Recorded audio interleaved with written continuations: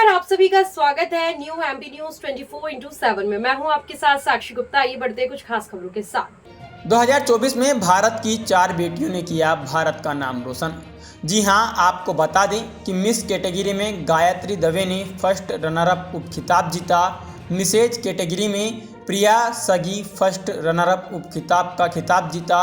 Elite category में अमिता गोयल ने first runner up खिताब जीता और मिस कैटेगरी में अबोली कामले ने सेकंड रनर अप का खिताब जीतकर परचम लहराया।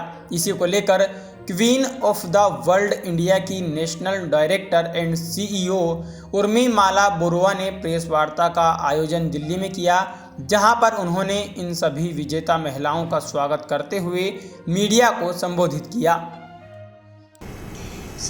Queen of the world India एक नेशनल ब्यूटी पैजेंट है और ये एक US brand queen of the world pageant का फ्रेंचाइजी है, जिसकी मैं नेशनल डायरेक्टर हूँ।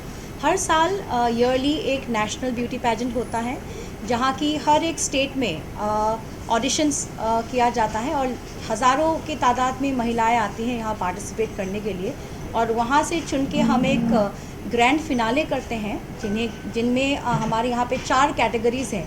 इंडिया में केवल यही एक ब्यूटी पैजेंट है जो इंक्लूसिविटी और डाइवर्सिटी के ऊपर बेस्ड है।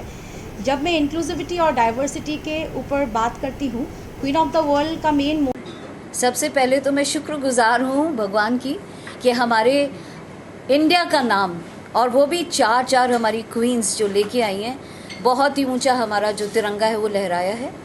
और बहुत खुशी हुई देखकर कि जो जो चीज़ें उन्हें सिखाई गई थी, उन्होंने हर मुकाम पर, हर कदम पर उन छोटी छोटी चीज़ों को याद रखा। बहुत मुश्किल होता है एक पैजेंट के लिए प्रिपेयर। नमस्ते, मैं अबोली कामले। मैं miss queen of the world India 2023 हूँ और मैंने सेकंड रनर अप का खिताब जीता है और इंटरनेशनल प्लेटफॉर्म पे जाके बहुत ही ज़्यादा खुशी हुई। बहुत मेहनत की थी। 6 महीने से हम लगातार हमारे वॉक पर, हमारे कम्युनिकेशन स्किल पर काम कर रहे थे। उर्मिमाला मैम ने बहुत हिम्मत दी हमें और पूरे टीम ने बहुत मेहनत के साथ हमें तैयार किया और ये मौका दिया जहाँ पे हम इंटरनेशनल प्लेटफॉर्म पे अपनी कहानी बता सेक्टर से हैं। तो कैसे लगा कि इसमें आप कितना विजेता हासिल कर? जी, इस पैजेंट के साथ मेरी अपनी बहुत पर्सनल क्लोज जर्नी जुड़ी हुई है। जैसे कि मेरे भी सपने थे कि मैं मिस इंडिया बनूं, बट कोई भी जब हम नॉर्मल मिस इंडिया में जाते हैं, बहुत सारी रिस्ट्रिक्शंस होते हैं जो कि हमारे कंट्रोल से बाहर होती है, जैसे वेट, कलर, हाइट, ये सब चीज़ें, और एज, ये सब चीज़ें बहुत हमारे कंट्रोल के बाहर होती है।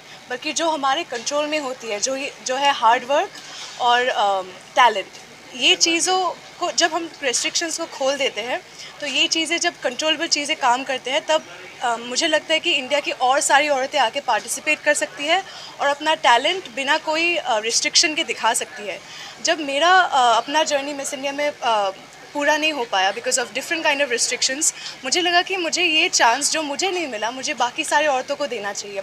इसलिए मैंने उर्मी मैम के साथ मिलकर ये पैजेंट को आगे बढ़ाया है और मेरी यही विश रहेगी कि ये पैजेंट दिन ब दिन बढ़ता जाए और सारी औरतें आए और अपने मिस इंडिया बनने का छोटे से जब हर औरत का जो सपना होता है वो पूरा हो। एक मेरा छोटा सा सवाल है, जब महिलाएं आपके पास आती हैं तो वो नॉर्मल सेक्टर से निकल के आती हैं, आप उनके छोटे पंखों को कैसे ऊंची उड़ान देते हैं?